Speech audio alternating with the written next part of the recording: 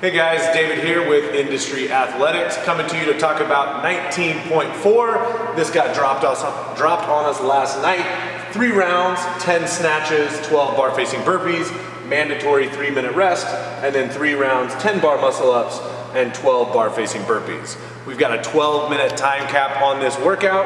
I want to dig into a little bit of strategy, and then we're going to talk about the first 2 movements, the snatch and the bar facing burpee. So, this workout basically breaks down into 3 categories of people.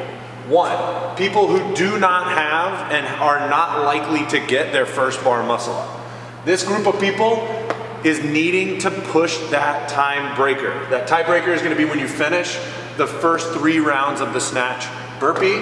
So, how fast can you push part 1? I would say that speed on your burpees is paramount, even if you need to break your snatch to go faster on the burpees. The reason for that is if I stop and rest during the burpees, then my snatch is gonna be a little bit faster. However, it's harder and slower, if you look up here, to break those burpees. So a difference between a 3-second burpee and a 5-second burpee is about 26 seconds or 24 seconds, which is a lot of time that can be made up on the snatch, which is a relatively quick movement. You're probably looking at about 25 to 30 seconds on the snatch. So if you do not have bar muscle ups and don't expect to get your bar muscle ups, push that first part, try to red line, get out, get to that tie break time, and then see what you have left. Now, people who have some bar muscle ups, so they're looking to get that first bar muscle up, or if you can do 1 or 2 bar muscle ups at a time, but you're not super proficient, it's a very different workout. These people need to pace this first part to try to save and conserve energy for these bar muscle ups. So whenever you finish, whether that's a 3, 4, or 5-second burpee, whether you go unbroken or not, you need to be thinking, how much energy do I need to do bar muscle ups? So these people are gonna need to conserve their core, you're gonna need to conserve your breathing so that whenever you get to those bar muscle ups, you can hit them. Also, don't be afraid of going fast singles on the muscle ups. Even if you can string together 5, if you can hop down and hop back up and do bar muscle ups at a relatively quick pace on the singles, then I think that is gonna be much quicker. You'll notice here that even if you take 5 seconds to hit your bar muscle up, bar muscle ups take 2 to 3 seconds for most people based on the timing of the movement. Drop down, give yourself a shake.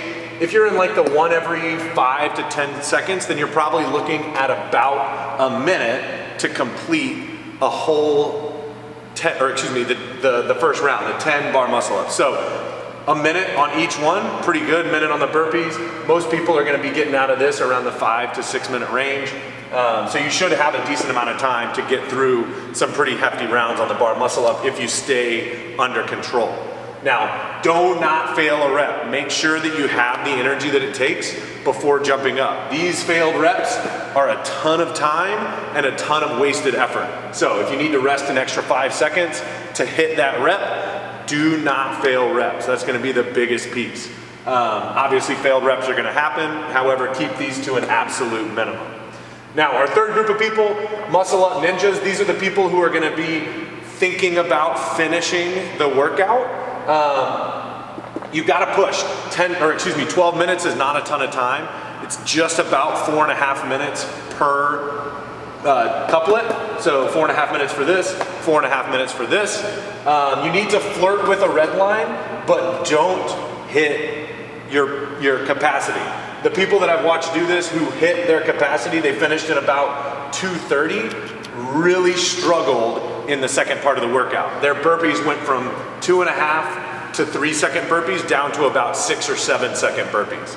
Now, when you're practicing, time that out. 6 or 7-second burpees are very long. That takes a minute and about 12 seconds to get through your burpees. It's way too much time. So don't redline, but you should be pushing the pace because you get that 3-minute rest.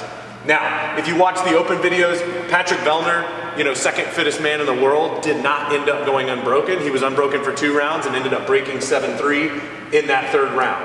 Pat Vellner's capacity is better than anybody out there. So if Pat Vellner didn't go unbroken, you're probably not gonna go unbroken either. If you have that plan going in, I would disregard it and come up with a new plan.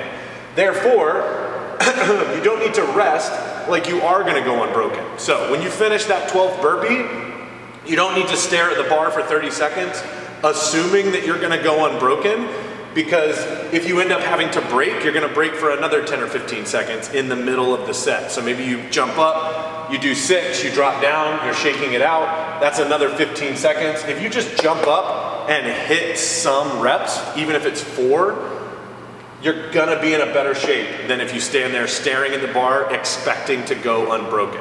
So my advice here, when you're done with your burpees, hop up and get a set of muscle ups. Then go chalk your hands, take your rest, get back on the bar to finish them out.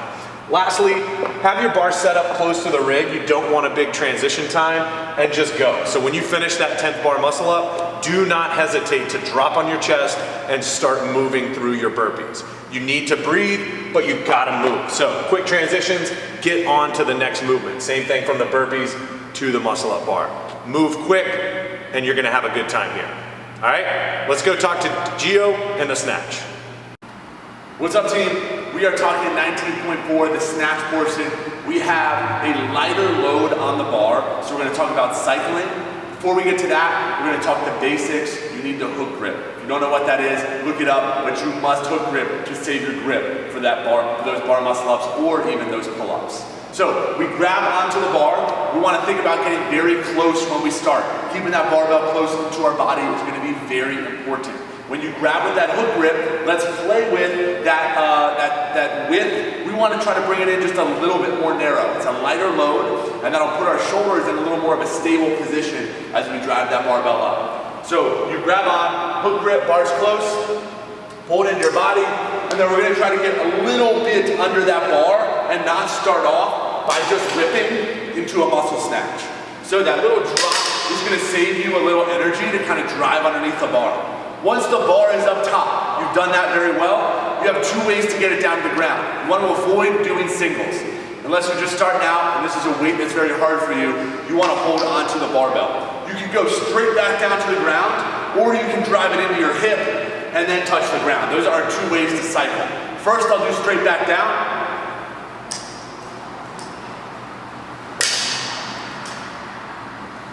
That way is going to be a touch faster. But as David said in the beginning, the snatches are like 2 to 3 seconds. So adding a half a second or a second to put you in a better position will probably save you.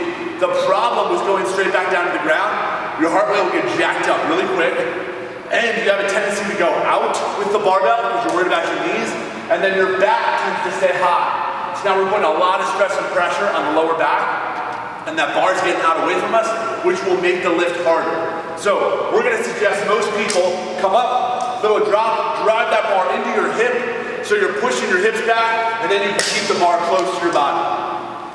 If you notice, it's not too much longer, maybe a tad more grip on the bar, but you can cycle a lot cleaner. And that's going to be very important to stay clean on this first workout, so you have the energy to attack that second piece. I'm going to turn it back over to David, who's going to talk about bar-facing burpees. Good. All right, guys, let's talk about the bar-facing burpee. The step is back. Guys, that is a huge efficiency saver. It's a little bit slower. What I mean by that is being able to jump your foot and step that burpee. So you can jump back, you can step up, or you can jump up. The 2-footed jump is going to be faster. So maybe save that for that last round going into the rest, or that last round finishing the workout. That's going to get you through the burpees quicker. However, those other rounds where you need to conserve as much energy as possible, I'm going to highly recommend learning how to step into your jump. The difference between this and this is about a second. So if I save a second on every single burpee, that's gonna add up to a huge amount of time in this workout that's for time. So really find a rhythm, being able to step that foot and then 2-foot takeoff. Now, as you go down, we wanna save as much of our shoulder as possible. The bar muscle up is a shoulder intensive move, so I need to save that in the burpee. So if I jump down, I want to make sure I turn my hands out just a little bit and I keep those elbows in nice and tight to my sides. What that's going to do is it's going to allow me to use my back and press out rather than just driving with my shoulders. Shoulders and chest are gonna get blown up because you gotta use those same muscles in the dip. So I wanna use my back as much as I can to get me out of the dip as possible, and I do that by keeping my elbows in tight. So, get my elbows in nice and tight. Ask your gym manager or gym owner if you can chalk your hands, so that way you don't have to think about where to put your hands on the burpee, as consistent as possible, because you don't wanna think when you're in the middle of a burpee. The most important thing is to find that rhythm and pace that's going to allow you to just keep moving without stopping.